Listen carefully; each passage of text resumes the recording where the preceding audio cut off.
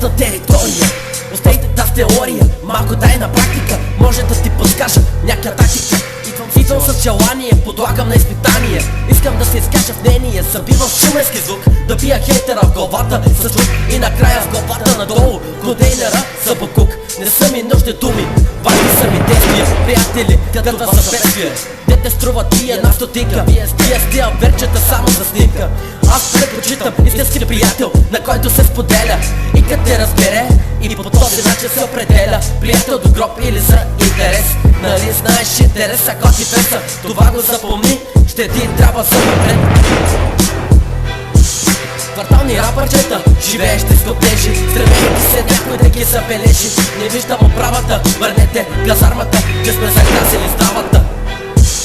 Квартални рапърчета, живеещи с коптежи, стремейки се някой да ги забележи. Не виждам оправата, върнете казармата, че сме загазили здравата.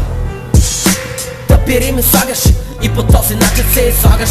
Стрелям с калашник, с лимови стрели, оставям живота ти, дълбоките следи. А няма да ме забравиш, нали? Не се опитвай да забиеш по кърпа ми нож. Много бързо забрави как се подпираше на някой пека лош. Това, че казвам истината, не значи, че съм лош.